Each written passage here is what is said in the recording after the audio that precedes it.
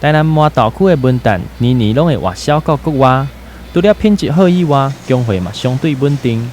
20号下晡嘛准备甲10.2吨的文旦来送往新加坡。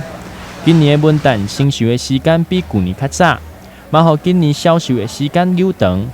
市长表示，农产品除了外销伫新加坡以外，会继续努力来找外销的通路，互世界各所在的人拢会当食到台湾好食的农产品。能够看到台南之光，也是台湾之光的麻豆文旦啊，今年在要外销新加坡的第1项。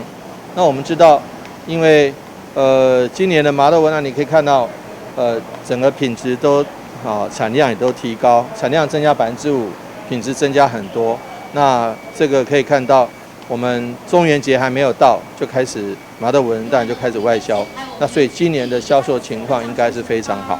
那相信东南亚的好朋友们，我们继这个芒果之外，这个文旦也外销，凤梨也可以销到，不管是打亚洲杯，希望能打到世界杯，那能够让台湾的水果，尤其是台南的水果远近驰名。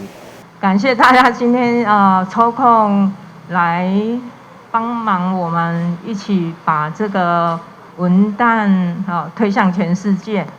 那今天特别感谢我们黄市长协助我们清泉果园，跟把这个好品质的文旦，然后送到那个新加坡。我们希望目前先到新加坡，那我们也希望未来我们可以把我们麻豆文旦推向全世界。今年的文旦品质甲产量拢袂歹。除了国内市场受到欢迎以外，外销到国外嘛受到真侪肯定。为了要应应全国疫情，还阁伫咧二级警戒，市府嘛继续规划阁较侪国内国外销售通路。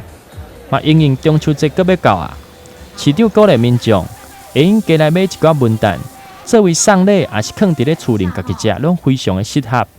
台南新闻刘品言采访报道。